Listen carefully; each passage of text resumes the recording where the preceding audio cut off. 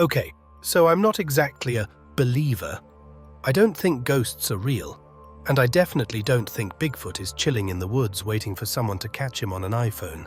But I do believe that sometimes things happen that don't have a good explanation. Things that feel wrong, off, like something behind the curtain of the world is glitching out a little. This story isn't flashy. No demons, no ancient texts. Just me, a cabin, and a weekend I wish I could forget. I'm 28, live in a small town in upstate New York, work from home, freelance IT, so I get to sit around all day drinking coffee and pretending to fix people's problems by Googling stuff. Back in October, my uncle called out of nowhere. He's the kind of guy who shows up at family reunions once every 5 years and always smells like wood smoke and cheap tobacco. He's got a cabin up near Cranberry Lake.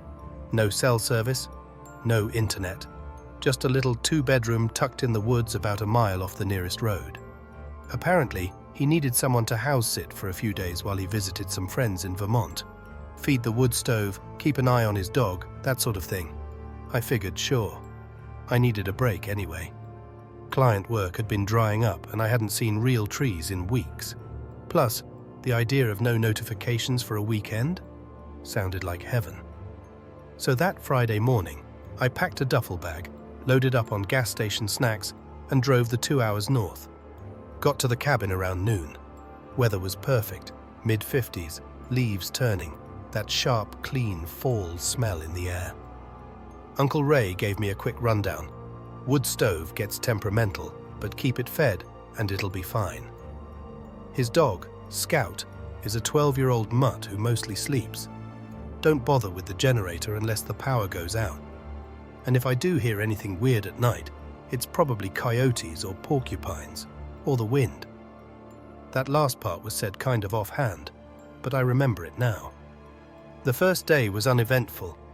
Scout and I hung out.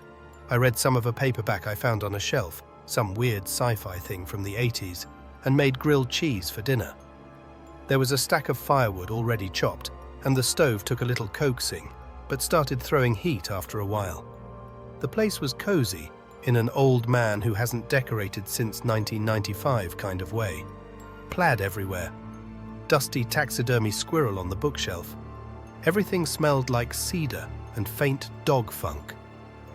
That night, I crawled into the guest room and passed out early. Slept like a rock. Until around 3 o'clock a.m.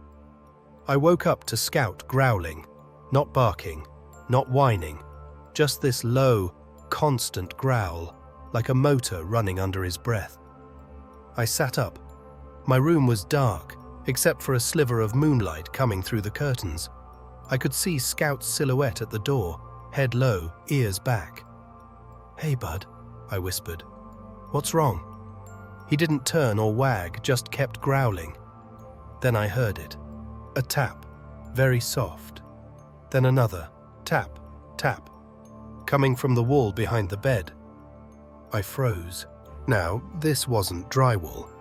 The cabin is old, with solid wood plank walls. Nothing should make that kind of noise from the outside unless someone, or something, was right up against it. I listened. More tapping. Not rhythmic, not like an animal. It almost sounded like someone trying to find a hollow spot, like they were feeling around. I didn't move, didn't breathe. Scout stopped growling. Now he was just staring at the wall. After maybe 30 seconds, it stopped. Silence, like the air was holding its breath. Eventually, I got up, walked slowly to the window, and peeked out. Nothing, just trees. Mist starting to gather near the ground. I didn't sleep much after that. The next morning felt wrong, not in a dramatic way, just off. The air smelled different, damp, like wet leaves and rust. Scout was jumpy all day, flinching at little noises. He wouldn't go near the back door either, just stared at it like he was waiting for it to open on its own. I tried to distract myself, chopped some kindling, took a short walk down the trail behind the cabin. The woods were dead quiet. No birds, no insects. Just the sound of my boots crunching leaves. At one point, I thought I saw movement deeper in the trees. Just a flicker, something pale. But when I looked, there was nothing. Probably a deer, I told myself, or light through the branches. Still, I cut the walk short. That night, I triple-locked the doors and pushed a chair under the knob, like some kind of cartoon character. Scout slept in the room with me this time, curled up near the bed. I left the lamp on. Somewhere around 2:30, I woke up again. No tapping this time. No sound at all. Just that feeling. You know when you're being watched? That sensation like heat on your skin, even if nothing's touching you. That. I sat up and immediately knew something was wrong. The room smelled different. It wasn't just the cedar and dust anymore. There was something underneath it. Faint, but sharp, like wet stone and copper. Scout was trembling, not growling, not alert, just shaking. I whispered his name, but he didn't move. His eyes were wide open, staring at the wall near the closet. Then I heard it. Breathing.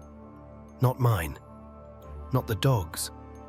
Slow, heavy, wet. Coming from inside the closet. Nope. Absolutely not.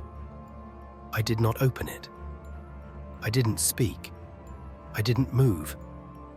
I laid back down, pulled the blanket to my chin, and waited. After what felt like an hour, the breathing stopped. At some point, I must have fallen asleep. Next morning, closet was empty, but the inside of the door had a long scratch down it. Just one, about 6 inches long, deep, like something with a single claw had dragged it slowly through the wood. I didn't even eat breakfast. Just packed my bag, shoved a bunch of firewood into the stove to be polite, and told Scout we were leaving early. Tried to call Uncle Ray, but of course there was no service. Left him a note. As I locked the front door, I heard something from the woods. A voice. It wasn't loud, just a whisper. My name, clear as day. Daniel. I turned so fast I almost fell off the porch. No one there. Just trees. Still, silent trees. I didn't wait. That was 3 weeks ago. I haven't heard from my uncle since.